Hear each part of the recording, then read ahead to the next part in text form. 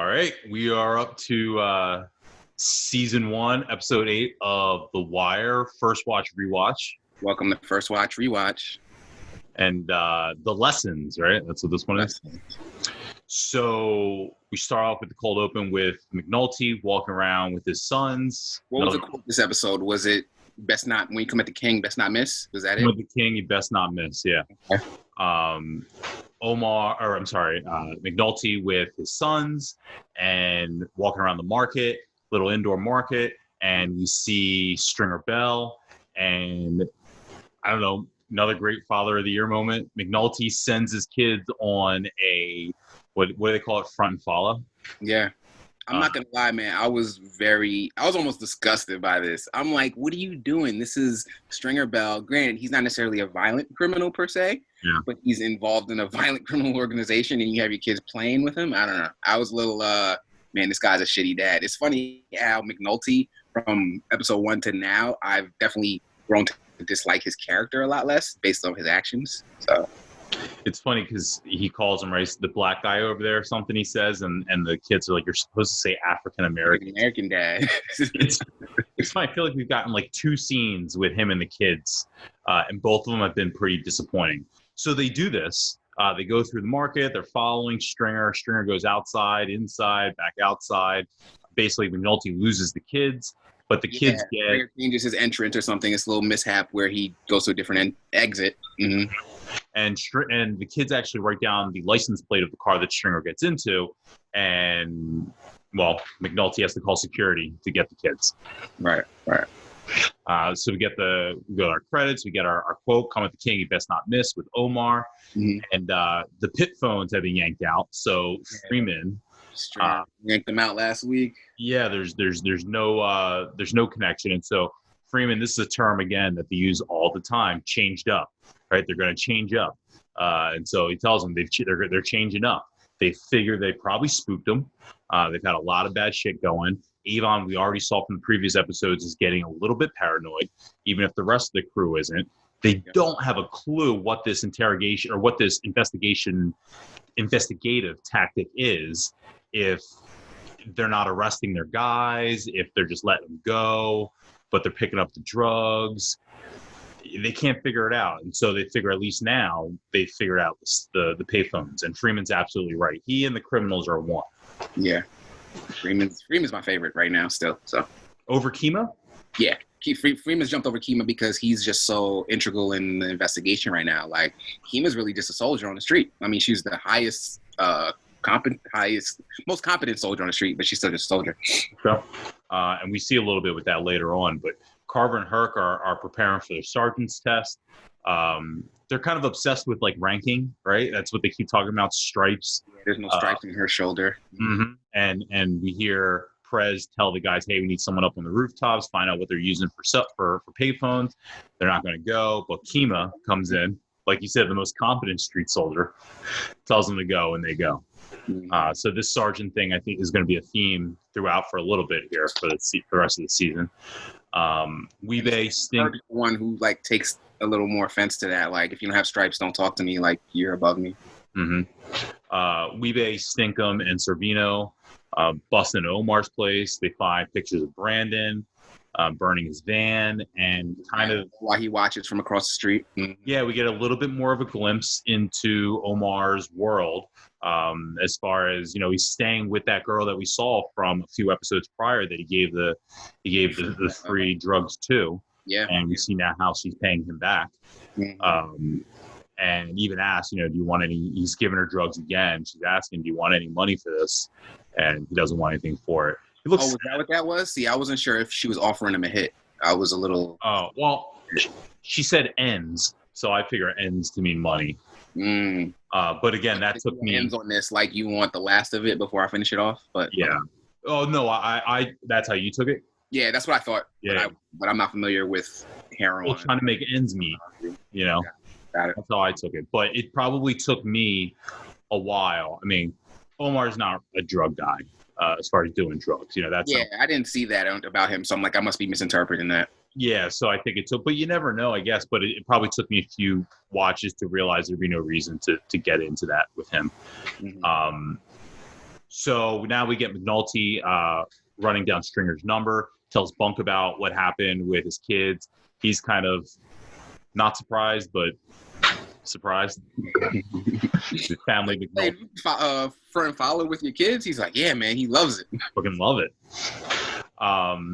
We get Wallace and this kid in the vacant, or in the vacant house that they live in. This kid comes to him with a math problem. This is another one of those scenes that just kind of stands out when you feel like they're making a bigger statement about the character. Comes to him with his math problem, can't figure it out. He's trying to help him with it. He's clearly a bit run down. He's been using. We know that already. And his hair's a mess. Poot comes in, says, hey, man, testers are out. Let's go. And Wallace is just like, you know what? Fuck the testers. Fuck D. Fuck all this. Not into it. And needs money regardless. Poot spots him. Poot's a good friend, it seems like, to Wallace, even though he's trying to, I don't know, at least just keep him with him. Then the kid still can't get the math problem right, and Wallace already knows the math problem, already knows it. He already understood. He read it once, and he's repeating it back to the kid. Kid can't figure it out, so he puts it in terms of drug dealing and, you know, running the stash and keeping numbers and keeping the count right. And the kid gets it. And he says, I love that scene. I love that scene for two reasons. One, I love how they're having two conversations at once, just from a technical standpoint and a writing standpoint. I always find it impressive when they have two conversations going at once and you're able to follow both. Mm-hmm. And then I love just the final button on it where the kid, I forget his name, that Wallace is explaining to, but the kid's like, Wallace basically asks him, like, how come you can figure this out, but you can't figure out the math problem? He's like, you don't get beat up. If you can't be wrong. Yeah, can't be wrong. They fuck you up. Yeah, so it's interesting. And that sentiment almost seems to be exactly what Wallace is kind of trying to avoid. The violence of it all? The violence of it all. That's what seems to have kind of, you know, shuttered him a bit. Okay. See that? It's also really what D'Angelo's always been preaching about. Why does it have to be about the violence? It is, but he's also, like he said, he's got some, what'd he say? Some grime in him? What'd he say? I forget exactly what he said. Creep. Creep, thank you. Got some creep to me. Yeah, right. Still has to answer for woman. So it's like, D'Angelo I'm so intrigued by because there's just layers there that seem to contradict, and I want to see how that reconciles itself. So. Yeah, he's got a lot of things in his story to answer for and still face up to that he's talked about on the show. Yep. Freeman, Kima, and Sidnor intercept the phone call about 20-somethings. I forget the terminology they use, but coming out of the tower. So they're kind of rallying the troops to maybe get ready to take these drugs, what they're assuming are drugs. Poot tells D'Angelo that he should talk to Wallace, again, being a good friend, and not exactly telling D'Angelo what is kind of the no-no, it seems like, in the crew. And we heard it from Omar, and there's the downfall for Bird. Never get high on your own supply, right? Drug dealers don't use. So he doesn't tell D'Angelo that he's using. He just tells D'Angelo that, hey, something's wrong with him. He's fucked up about this kid. Yeah. Herc and Sidnor are up on the roof. You can see the difference between Herc and Sidnor. It's been Herc and Carver kind of together. Mm-hmm. But in this case, it's Herc and Sidnor, and he's kind of just going on and on about these stupid questions. And Sidnor can't even entertain it. He says, hey, Herc, what if your mother and father never met? It's just the difference of, you know, the type of cops that they are. And here, Herc is studying for his sergeant's test. Yeah. We get Weebay coming to pick up D'Angelo, puts Poot in charge for an hour. D'Angelo does. Poot likes that. What do you think of? Can Poot run the shop? No, absolutely not. And the minute a girl walks by, he's going to be distracted. So. It's a good point. So now all these things are just kind of like happening, like one after the other in the courtyard, and we're able to see it from the perspective kind of the rooftop. And so we're going now to Little Man, who's bringing out this trash bag, exactly like they heard about on The Wire. And it goes into a nice car, black car. And we jump around again. D'Angelo and the crew go into lunch, talking about the promotion that Stinkum was given episodes ago that D'Angelo was a little bit ticked about. And gave him the info about, because he didn't know till Orlando told him. Right. 20 points on the package, I think he's getting. So yeah, he mentions it's the whole reason he's interested in this whole deal with Orlando. And he tells the guys, Orlando's got this little side thing, and they all kind of look at each other and, yeah, you better run that by your uncle. And D'Angelo. In that scene, well, actually, let's keep talking about it. And I'm sorry. Well, no, that's kind of how it ends up there, right? Yeah. I just mean the resolution is kind of, I have a question whether D'Angelo was being intentional or not. Okay, I got you. So Kima and Carver then stopped the car that took the trash bag, and it's Day from the fundraiser from a few episodes ago with Lieutenant Daniels. Ashy Larry, yep. Mm-hmm. And the 20-something, it's not drugs, it's $20,000. Cash, yeah. So they arrest Day, and McNulty now is watching the address that he pulled on Stringer's car. It kind of keeps going back to this when he gets word about the Day arrest. So he goes and he meets Daniels and everyone else back at the police station, and Daniels tries to say, hey, I know this guy, and tries to talk to him, and Day is not having it, and lawyer right away. So Daniels doesn't even find this interesting every time, just doesn't even push it, walks away. Mm-hmm. End of conversation. Mm-hmm. It kind of really causes a shitstorm, though. And this is really like the start of a new wrench in the show, where this is something they've been alluding to a little bit, at least Freeman has. When you follow the money, you don't know where you're going to end up. And Daniels has been warned, not to let this case sprawl out of control. And this is really the first non-drug related storyline to enter the show. Very true. Yeah. Oh, well, besides murder, yes. Mm-hmm. Yeah. So now the bosses are coming in. We also go down to Orlando's with Avon, and he confronts Orlando about this outside deal that he has. And I don't know, Orlando plays it really. Oh yeah, man, I'm good. Thought he was gonna ask for some water. And Avon really just like puts the fear of God into him, and tells him, spells it out, like, you're the front, you can't mess with drugs because then you're not the clean name for the liquor board. And he throws him out of the office and gives him in front of all the women, mm-hmm. And gives them the Michael Jordan line: "Do your fucking job." So is this where what you wanted to talk about here? Yeah, I mean, and then we could talk about it again too, because I know Dee and Orlando kind of have a non-verbal exchange later. Little but names. Do you think it was intentional, or do you think D'Angelo is that oblivious to what he did? Like, did he's oblivious? Intentionally tell Weebay and them so that they would tell Avon, or did he go to Avon, tell them, and that was the result? I'm a little curious what happened between the conversation with Dee and Weebay and them, and then Avon's reaction. Curious what. I think just going by D'Angelo's reaction when they say, you should ask your uncle about that, and he kind of looks at them like, yeah, that's a good idea, I'm gonna do that. And then he, you know what I mean? Like they tell him to go to the uncle, and then we don't even see the scene. It wasn't a big deal. I feel like if we were to see the scene of him going to Avon and seeing how D'Angelo plays it, then I think there'd be a little bit more story to work with, as far as, was he devious? Is he trying to set Orlando up? How did he describe this? Yeah. Did he open in the theater of my mind? I honestly, and I'm a little biased by your assessments of D, but I don't think he's smart enough to set up Orlando like that. I don't think he would do that, or even that the conniving. I think he legitimately was like, Orlando approached me with this. Let me talk to my uncle about it. That's exactly what I think. Mm. Yeah, I think he's just playing it straight, because exactly how Avon reacted sounds exactly how the story truly happened. It doesn't seem like D'Angelo misinterpreted the story. It sounds like he told him straight up what was happening. So I think probably just in good honest questioning, hey, what do you think about this, Unc? Yeah, I agree. Kicks him in the butt. Yeah, the girls don't even seem surprised at the role, the structure of what's going on here being thrown out. Roll their eyes like, here we go. Yeah, here's Orlando.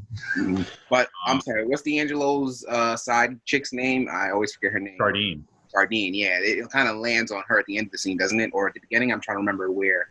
Yeah, she's looking out. Yeah, getting ready. Yeah. Daniels lays out that Day is on the state senator's payroll. Burrell wants to know the charge. What's the charge? Kind of asking like a lawyer, what did he do? What's the charge? And puts it in very plain terms and doesn't even really want to investigate what could possibly be happening, even though Daniels tells them this is, information off the wire. There's something up that's drug money.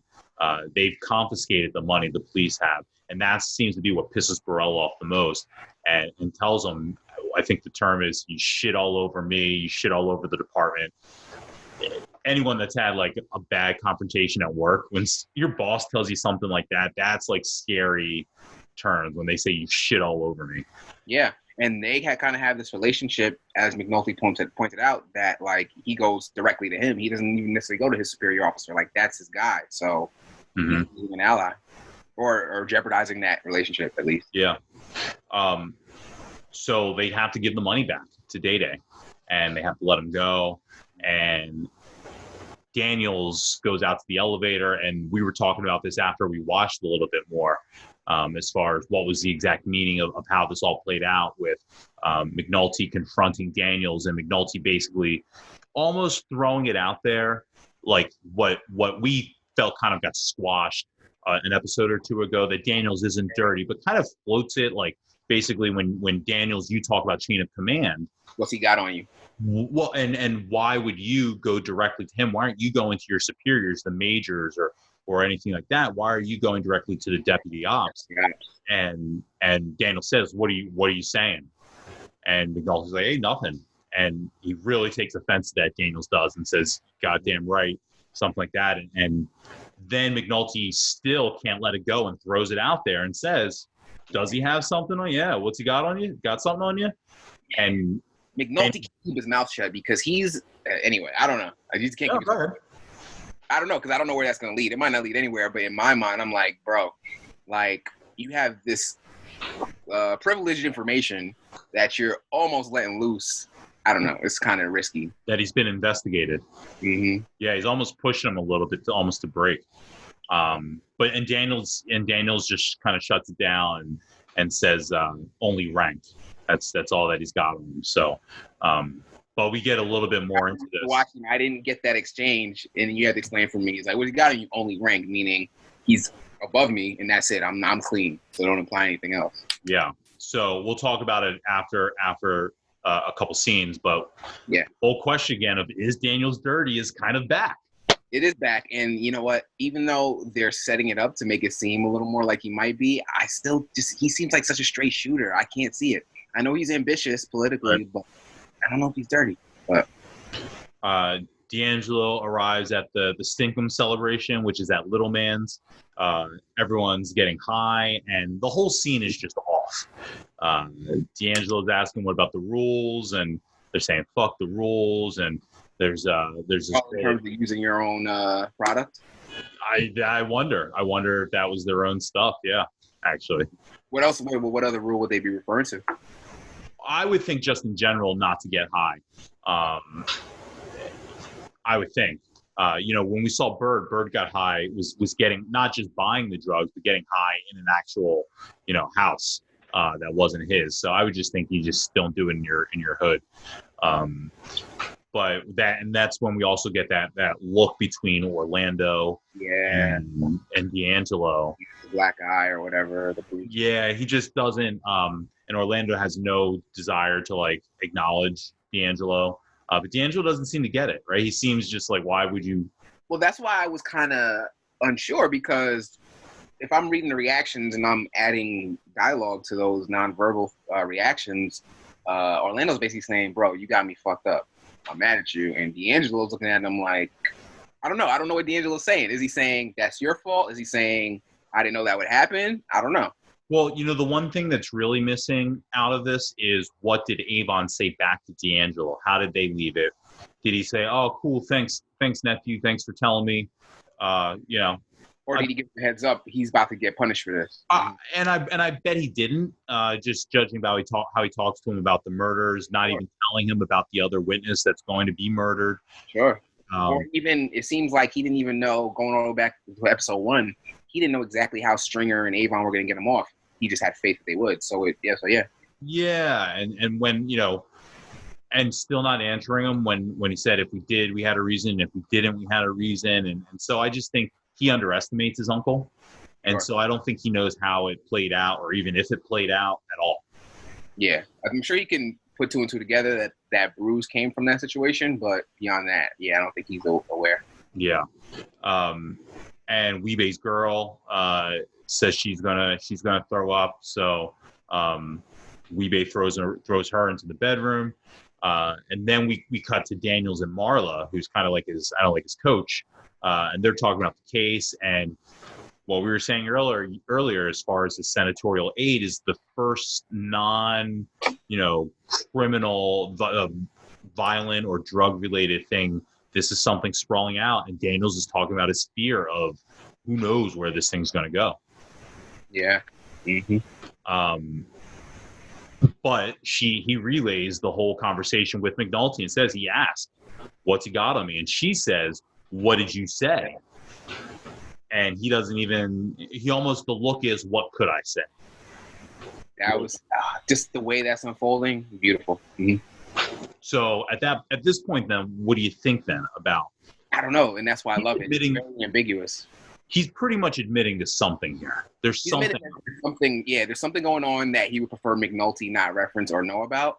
The extent of what that is will remain to be seen, I guess. We'll have to keep, but it's like a very slow build. It's like he isn't. He might be, but it might not be what we think. We don't know what it is, and very interested. Yeah, I love it. Just real quick, we kind of brushed past. I know we'll go back to D. Are we going back to D and Weebei next? That's the next scene, right? Yeah, that's the next part. In the previous scene, it's very implied, at least visually, the way they shot it, that Weebei was about to date rape her. She was passed out, and then he kind of throws her on the bed and walks in and closes the door. So now we return there, and then he comes with the liquor, right? Yeah, he comes back with all the booze, and no one's there. It's just the guys. Party's over, and he's like, what the fuck? But the door's open to exactly where he put that girl, and it is that girl. But this time she's actually flipped over. She's naked, and she is dead. Right. And D'Angelo looks scared. Right? Scared, and Weebei kind of waves it off, right? Doesn't Weebei kind of like whatever? Yeah, he looks too fucked up to be able to care necessarily. But yeah, no big deal to him. And the way D'Angelo backs out of there, he looks like he saw a dead body. But these are also we know these are Orlando's girls. These are not like random. We don't know these girls. These are girls from the club. Great point. And as we know, D'Angelo's dating a girl from the club. Mm-hmm. So we get Felon talking to Kima McNulty about the stop order that's come out from the deputy ops from Burrell, and he's asking what the deal is. They kind of fill him in, and Felon calls Burrell. And there was a lot of tension for me with that scene because I didn't know how it was going to play out. Obviously Judge Phelan has the authority, and he's the one that started this whole ball. But I'm just like, McNulty is getting himself in more trouble every week. So I don't know. What's interesting, though, it's like if Felon doesn't have the authority, he just has the power to persuade, right? Yes. There's nothing Felon can do to make this case come back. It's not like Burrell can say it's over and Felon can pass a law and say it's on. True. He has to pressure Burrell into doing it, which makes it, I don't know if worse, but at least more unpleasant for Burrell. Sure. Rather than just being undermined. He's being undermined by his entire crew and being told you have to reverse your public decision. So Phelan made a really good case, right? It was a logical case. It was, I issued a warrant for 60 days. We're up to 40. Give me my other 20 days before you kill the shit.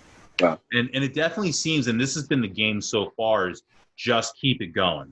Just keep the warrants going. Keep the surveillance going, no matter what. There's no phones.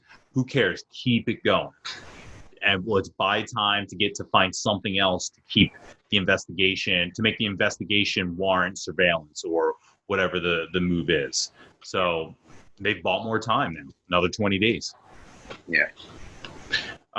We get McNulty back in his car again, talking to Daniels, and Daniels is really checking with him and Greg to find out how this case got put back on again, and wants to make sure it wasn't McNulty, and Kima confirms this was the judge this time. Yeah, this time, yeah. But he wasn't sure. Mm-hmm. Curver and Herc and Carver. I think that's the same shit you said. But yeah, Herc and Carver. Where is their spinoff show? I don't know if I want that. They're studying for their sergeant's test, and this, I don't know. He's running down the sexual harassment situation, and this just plays horribly as a joke in today's world. Yeah. Go ahead on that. McNulty. How motivated they are just to, get out of the situation they're in. Though. Yeah, I mean, be interesting to see what would be the next step. Like, what do you do after this for them? They don't want to take orders from Kima anymore and Prez. That's what the motivation is. Yeah, they don't seem smart enough to give orders either, though.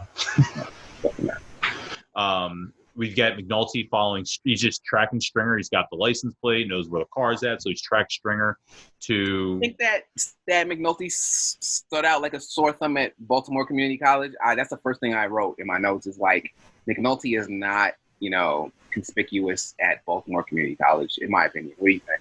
Well, I mean, he's peering into classrooms. I just mean as a white dude walking around in Baltimore Community College, and the fact that he's peering into classrooms. Yes.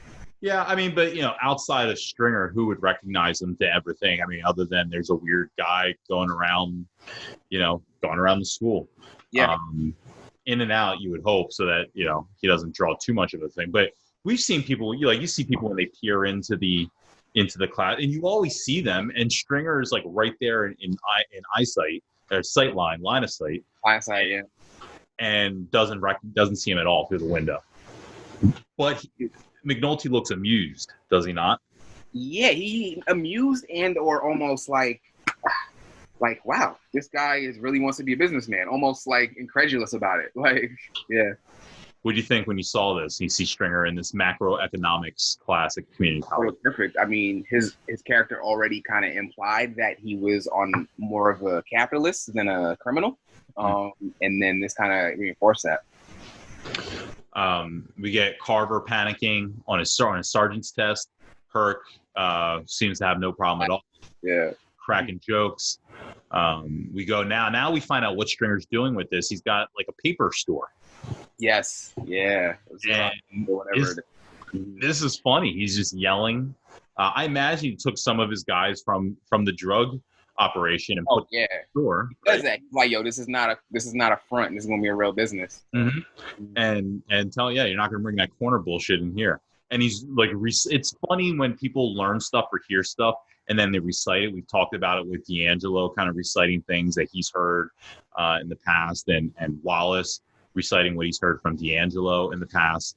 And now we've got Stringer literally reciting what he just heard from his college professor about elastic and inelastic products. Yep. We'll have to see if this works out. I'm rooting for Stringer. So.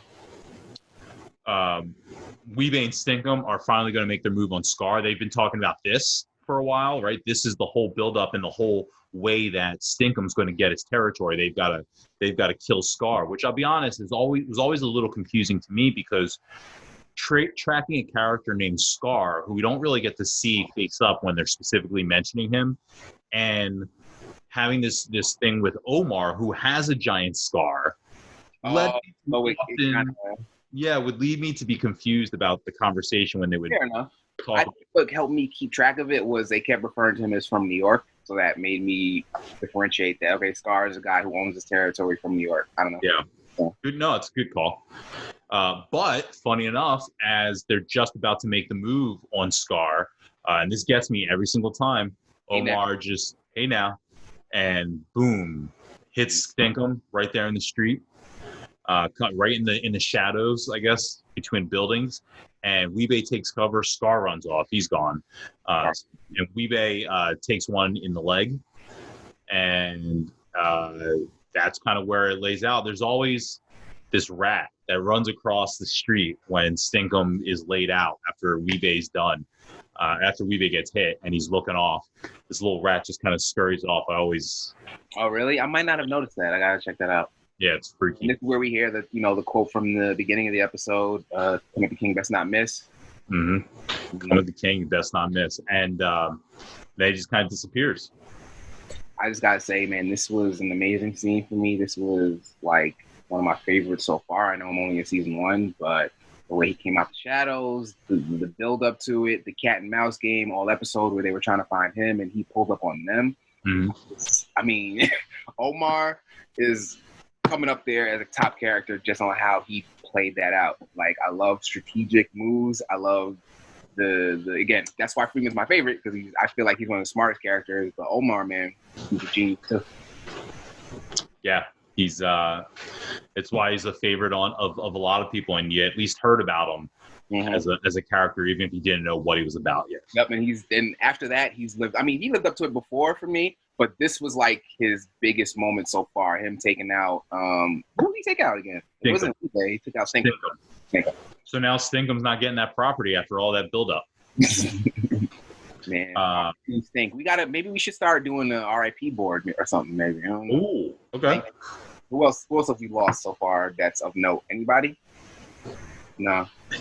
I think that's it. Brandon and Bailey. Omar's. Yeah, Brandon and Bailey. You're right. They're important. Brandon especially. Yeah. So they're talking about it on the wire. Freeman catches it and explains basically to us that we got to remember they had that charge on Stinkum from the whole runaround with the kid in the eye patch. And now they don't have that charge. They're hoping to use that as leverage. I'll be honest, I don't think that would have ever worked. Doesn't seem to work with guys on the crew. No, it's at least a strategy. But they don't know that. So they were hoping to use that charge as leverage on Stinkum, but now they've got nothing on that. And what's worse, it's Omar who's put himself in as the witness in the witness murder. Which is very heavily implied. He was not a real witness. He's just corroborating the story for his personal gain. So yeah, it was pretty interesting. Avon, we get back with the crew. Avon puts $10,000 on Omar's head, or anybody with Omar.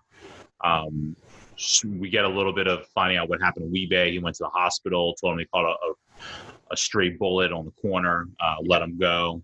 Yeah. But Stringer wants to lay low on this. And Stringer and Avon differ on this because Avon, and I get where Avon's coming from, this is a challenge to his organization and his authority. So what does that say about him and his organization if he allows Omar to, run without consequences? Yeah, once people start hearing that you can just, you can do this to his crew and get no retaliation, probably a lot of people are going to try him. Yeah.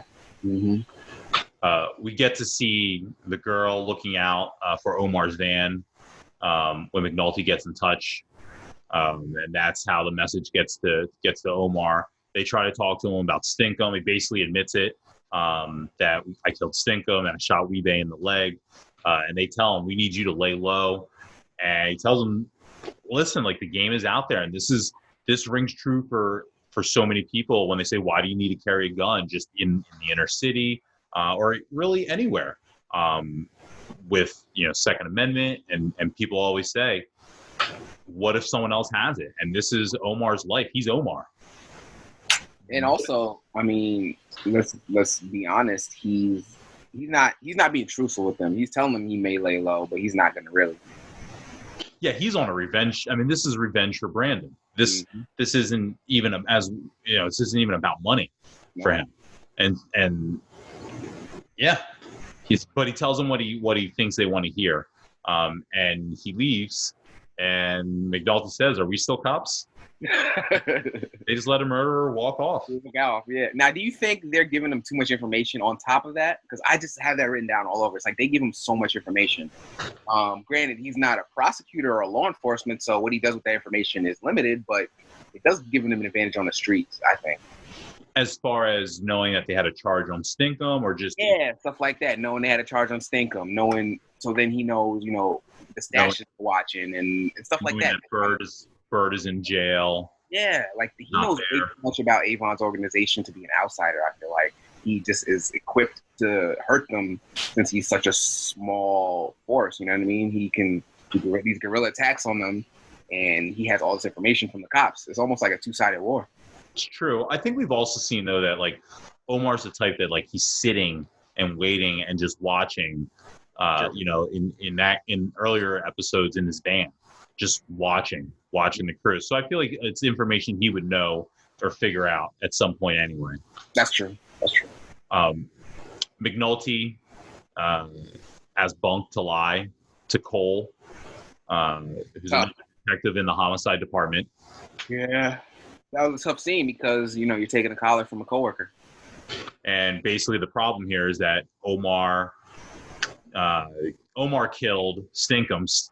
And the person that got that case is Cole. They can't give Cole Omar. If they do, it blows the entire state's witness case if Omar goes to jail for murder. Mm-hmm. So Bunk does the dirty work. And as payment, McNulty's got all night at the bar. And he's also going to lie to Bunk's wife for him. Yeah, that's nuts. And then you kind of hinted to me that there may be some more infidelity going on with Bunk. And yeah, this was kind of the payoff for that. Boy, was it a payoff. We get Freeman and Kima talking about policing. And this is when we find out, and I don't know if I thought that this was the case. I thought she knew what she was doing. But she admits that she didn't do this on purpose, but she told Omar that they needed an eyewitness. And that's when Omar gave himself up. And I guess she should have withheld that information, not said that, because obviously Omar's going to say, well, I did it just to see Bird in jail. And she's expressing this to Freeman, and Freeman's talking about, you know, being a good police and having instinct and not to rush it, but it'll take time. Being a mentor. Yeah, and then they're going kind of through the book of old Orlando's girls, right? Mugshots, or I think in this case, the DMV. DMV, that's what it was. Yeah. And he asks Greg's if you were going to try and these are the girls from Orlando's club. If you're going to try and turn one of these girls, which one would you choose? And off the bat, she picks Jardine, and they talk about what makes her, you know, look like someone you would try and turn, and basically she looks like a citizen. But I got to ask, it's the glasses, right? Nah, man, citizens have a look to them, man. Citizens don't look like criminals. Me and you, we look like citizens. I mean, she's got these really, really, really thick glasses, though. Yeah, I'm sure that helps. Her in like a stripper outfit or something. Yeah. Would not have been the same. But she does have an innocent face, I will say. Like, just even her first scene has this, in this, probably the way they direct her and they block her, but she has this air of like she doesn't necessarily belong in the world she's in. McNulty picks up Bunk, gets a phone call in the middle of the night. We don't know where he's headed, and gets to this woman's house. It's the woman from the bar, and something's gone wrong. And McNulty comes into the bathroom, and Bunk is blackout drunk with a cigar, and his clothes are in the bathtub, on fire. Or they had been on fire. Yeah. And he asks him, what, you know, he's trying to rinse the smell off of her or burn the clothes because of the smell that would be on there. He basically looks like he's regretting cheating on his wife. A little bit. Either that or he's so drunk and trying to cover it up that he can't coherently do it. So, yeah. He's definitely trying to cover it up. And that's what he said, right? Burn trace evidence. I love this scientific cop terminology with infidelity. It's awesome. That's fine. And so they get McNulty brings Bunk home to his house, and we see now the room is set up, right? He actually has a bed, so he wasn't lying to his ex-wife, or not. He was, but it took like 6 episodes, though. Yeah, 6 episodes later, he was telling the truth. And so he's got the bunk beds, and it's kind of ominous, right? But I want to make sure I get the quote right. But Bunk tells him, he says, "You're no good for people, man. I mean, damn. Everybody around you, Christ." And he just kind of passes out. And that's the end of the episode, ain't it? In the episode. And you know, I think the literal sense of this is you just look at what so far has been going on with the case, all the pain in the asses that McNulty has been to people, and in this case, almost I guess Bunk is blaming this entire scenario on the guilt he's feeling off of going and tell Cole that he's got to take this case away. I didn't even think of that, bro. Honestly, I just kind of brushed that off and kind of was honing in on Bunk and what he's feeling. And I didn't even think of that. It could be from the go for that. That's interesting. So that's how it ends. Yeah. Great episode. I enjoyed it. The highlight for me was definitely Omar. Hey now, that was the scene of the episode for me. What do you think about as far as, I guess, who won this week? We've got one again. I don't know. We got the police. Yeah. We had the police and Omar were together. This sort of started separate. Yeah, because he's a murderer now. You know what I mean? He killed people now. So it's different. He's not on the side of law enforcement, even though they may think he is. He's playing his own game. I think this week it was definitely a win for him. Yeah, I'd give this to Omar over the cops now splintered off and over the streets because he got Stinkham and he got Weebay in the leg. Yep. Yeah, exactly. So it's definitely a win for Omar. And the cops seem to be a little bit off now. Yeah, the payphone situation threw them off. They don't have their main method of listening in, even though there's other tower payphones. But they took a hit. Yeah. So all right, it's a win for Omar. Franchising off in his own world here. Right. And hey, congratulations to Stringer on his new business. Yeah, man, that's good for his life after crime. You know. Yeah. Good for that. It's his way. I mean, feels a little bit like Power. A little bit, except, less flashy. Yeah, exactly. Yeah, man, it was a great episode. I loved Omar. Omar was my favorite. Omar won this week. Omar is the one, yeah. Yeah, Omar was Omar, doing the things that solidify the character in the show. Yep. So then we've got, coming up next, then we've got Season 1, Episode 9, Game Day. Game Day, yep. All right, so I'll see you on that one. First watch, rewatch. Leave the comments below, right? Yes, sir. Thanks for joining us. And let us know what you think about our title. If you love our title, if you hate our title, if you don't think it had anything to do with the episode, we want feedback on that. So, cool. Later.